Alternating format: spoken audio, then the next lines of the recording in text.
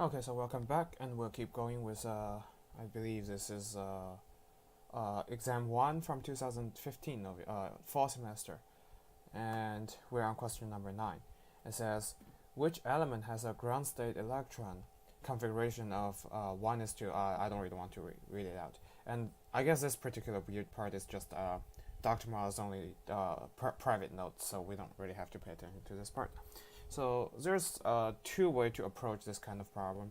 There's a very silly way that we can get it, but it's kind of slow, but we'll always get it right. Is that we add up all the electrons we have. So it's 2 plus 2 equals 4 plus 6. Oh, yeah. By the way, I just figured the problem is that I didn't realize that when I'm circling my pen like this around, my cursor doesn't actually move on the screen, so I'll try to move my mouse in the future, but if I forget, please forgive me, and I'll try to redo all the videos in the previous section if I have time, since some of them probably doesn't make sense if like my cursor isn't moving around, so my this and that probably won't be as accurate as I imagine it should be. So yeah, I'll see if I have time.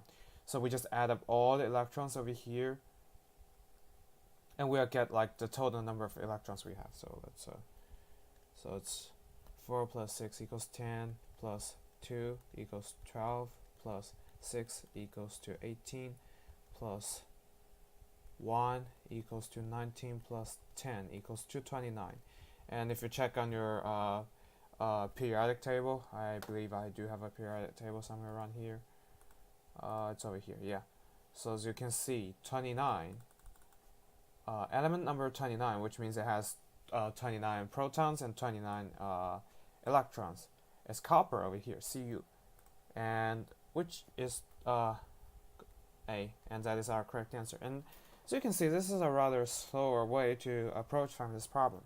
And actually, this is a rather slower way to approach from this problem. And actually, what we can do is just we can just hold on a second. We can just actually pay attention to this part instead of being tricked by the very long prefix that it has. So this particular information actually tells us that it's some atom that's in the fourth period, which means it's on the fourth line of it. Hold on a second. Let me save this. Oh, never mind. It means it's on the fourth period. It's over here. It's on the fourth period. 1, 2, 3, 4. And it's on the fourth period somewhere. And how do we figure out it's somewhere? We can take a look at this.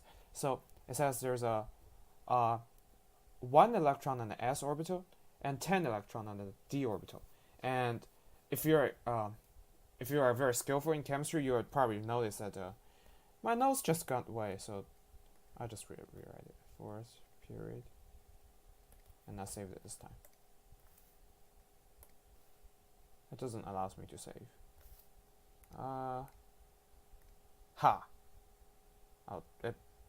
Never mind. It's not what I imagined it should be. So it's on the fourth period, and it has one electron on its s orbital and 10 electron on its d orbital, which means 1 electron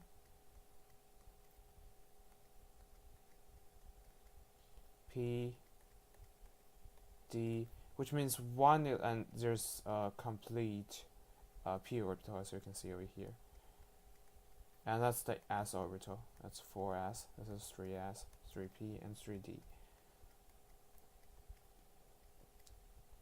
Oh, I'm actually not doing it I should do it like this.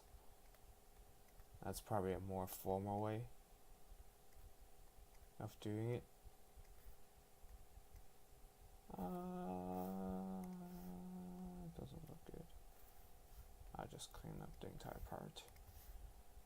That's 4s over here. And so 1 electron must hop from here to here, since they're in very close, they have very close energy level that they can have like a inter atom or intra atom, maybe, I'm not sure, whatever. So they can hop in from in the same atoms that from 4s orbital to a 3d orbital. So this one actually get removed from here and become electron over here. They're spinning in the same direction, which is not cool. And whatever. And hopped from here to here. That's how hopping. Hopping is such a adorable word. So it hops from a higher energy level, a lower energy level to a higher energy level in order to complete this sub-level, which complete this orbital, which makes it more stable.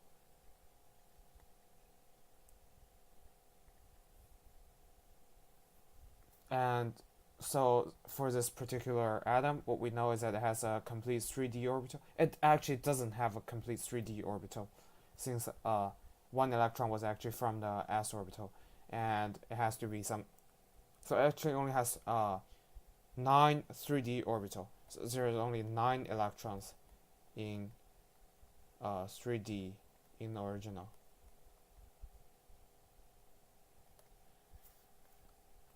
So if we take a look at the formula sheet, as we can see that the 9th one, it's not in the correct terms, whatever. So it's the 1, 2, 3, 4, 5, 6, 7, 8, 9, which also gives us copper, and that is our correct answer over here. And hopefully this makes sense, and we'll end over here.